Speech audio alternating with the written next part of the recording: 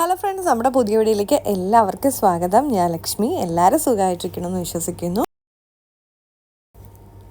ഇന്ന് ഞാൻ വന്നിരിക്കുന്നത് ഹെൽത്തി ആയിട്ടുള്ള ഒരു കൊഴുക്കട്ടയുടെ റെസിപ്പി ആയിട്ടാണ്. അപ്പോൾ അതെങ്ങനെ തയ്യാറാക്കുന്നതെന്ന് നോക്കാം.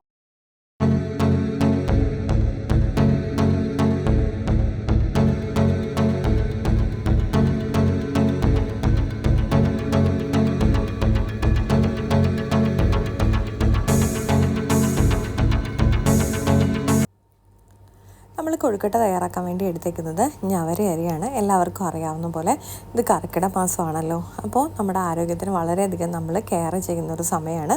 അപ്പോൾ അതിനായിട്ട് ഞവര അരി വളരെയധികം യൂസ്ഫുൾ ആയിട്ടുള്ള ഒരു ഐറ്റമാണ്. ഇനി നമുക്ക് ഈ ഞവര അരി ആവശ്യത്തിനുള്ളത് എടുക്കുക. അതിനുശേഷം നമുക്കിതൊരു 3-4 തവണയായിട്ട് ഒന്ന് കഴുകിയെടുക്കണം.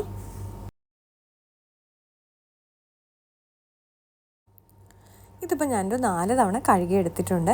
ഇനി നമുക്ക് ഇതിലേക്ക് ഇത് സോക്ക് ചെയ്ത് വെക്കാനുള്ള അത്രയും വെള്ളം ഒഴിച്ചു കൊടുത്താൽ മതി. ഒരുപാട് ഒഴിക്കണം എന്നില്ല. നമ്മൾ എടുക്കുന്ന അരിയുടെ അളവനുസരിച്ച് ആവശ്യത്തിനുള്ളത് വെള്ളം ഒഴിച്ചു കൊടുക്കുക. നമുക്കിത് പിറ്റേ ദിവസം തയ്യാറാക്കാനായിട്ട് തലേ ദിവസം ഇത് വെള്ളത്തിൽ രാത്രിയിൽ സോക്ക് ചെയ്ത് വെക്കുന്നതാണ് ഏറ്റവും നല്ലത്. എന്നാലേ ഇത് നല്ല രീതിക്ക് കുതിർന്ന് കിട്ടുള്ളൂ. ഇതിലേക്ക് കല്ലുപ്പും കൂടെ ചേർത്ത് നമുക്കിത് സോക്ക് ചെയ്യാൻ വേണ്ടി വെക്കാം. ഇപ്പം നമ്മുടെ അരിയൊക്കെ നന്നായിട്ടൊന്ന് കുതിർന്ന് വന്നിട്ടുണ്ട്. അപ്പോൾ നമ്മളൊരു രാത്രി ഫുള്ള് വെച്ചപ്പോഴത്തേക്കും നന്നായിട്ട് നമ്മുടെ ചോറ് കണ്ടോ, നമ്മുടെ ഞവര അരിയൊക്കെ നല്ല രീതിക്കാണ് കുതിർന്ന് വന്നിരിക്കുന്നത്. നമുക്കിപ്പോൾ ഞാനിത് നമ്മുടെ മിക്സിയുടെ ജാറിലേക്കൊന്ന് എടുത്ത് വെച്ചിട്ടുണ്ട്. അപ്പം നമുക്ക് ഇതൊന്ന് അരച്ചെടുക്കാം. നമ്മൾ വെള്ളം ഒഴിക്കാതെയാണ് അരയ്ക്കേണ്ടത്. അതുപോലെ തന്നെ നമ്മൾ ഉപ്പും ചേർത്ത് കൊടുത്തിട്ടുണ്ട്. ഇത് കണ്ടോ, ഈ ഒരു പരുവത്തിൽ വേണം നമ്മളിതൊന്ന് അരച്ച് എടുക്കാൻ വേണ്ടിയിട്ട്. നമ്മൾ അരയ്ക്കുന്ന സമയത്ത് തീരെ അരഞ്ഞ് വരുന്നില്ല എന്നുണ്ടെങ്കിൽ മാത്രം ഒരു 1-2 ടേബിൾ സ്പൂൺ വെള്ളം ഒഴിച്ചു കൊടുത്താൽ മതി. ഞാനിപ്പോൾ വെള്ളമൊന്നും ഒഴിച്ചു കൊടുത്തിട്ടില്ല, കാരണം നമ്മുടെ അരി അത്രത്തോളം കുതിർന്നിരിക്കുമായിരുന്നു. അപ്പോൾ എത്രത്തോളം ആണോ നമ്മുടെ അരി നന്നായിട്ട് കുതിർന്ന് വന്നാൽ മാത്രമേ നമുക്ക് വെള്ളം ഒഴിക്കാതെ ഈ ഒരു പരുവത്തിൽ അരച്ചെടുക്കാൻ പറ്റുള്ളൂ. അതുപോലെ തന്നെ ഞാൻ കുറച്ച് തേങ്ങയും നല്ല ജീരകവും കൂടെ ഒന്ന് ചതച്ചെടുത്തിട്ടുണ്ട്. ഇതും അരച്ചല്ല, ജസ്റ്റ് ഒന്ന് ചതച്ചെടുത്താൽ മതി.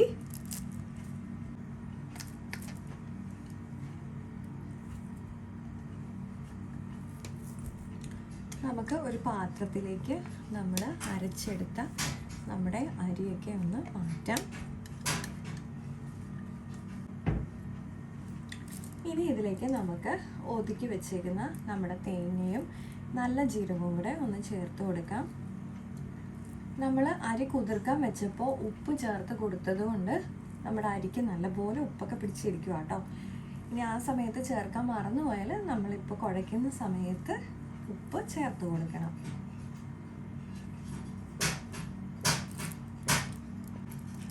ഇനി നമുക്ക് ഇതിലേക്ക് ലേശം നെയ്യും കൂടി ഒന്ന് ഒഴിച്ചു കൊടുക്കണം.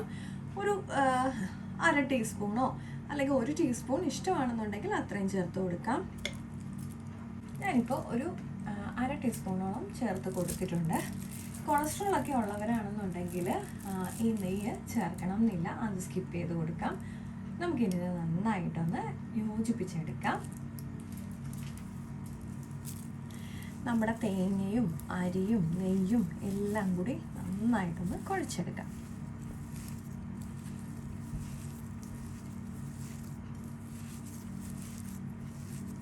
നമ്മൾ കർക്കിടക മാസത്തിൽ നിർബന്ധമായിട്ടും കഴിക്കേണ്ട ഒരു ഐറ്റം ആട്ടോ ഇത്. നമുക്ക് നല്ല രീതിക്ക് ഇത് കുഴച്ചെടുക്കണം.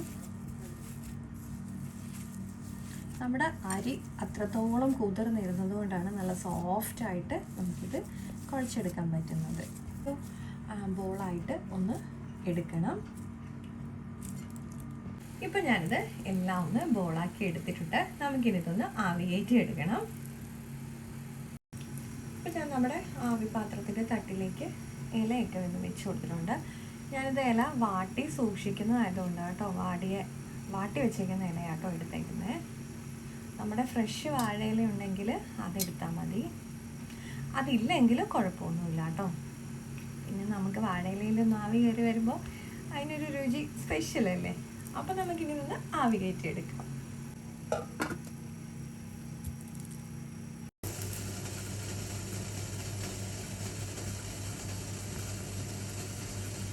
ഇപ്പം നമ്മുടെ കൊഴുക്കട്ടയൊക്കെ വെന്ത് വന്നിട്ടുണ്ട്.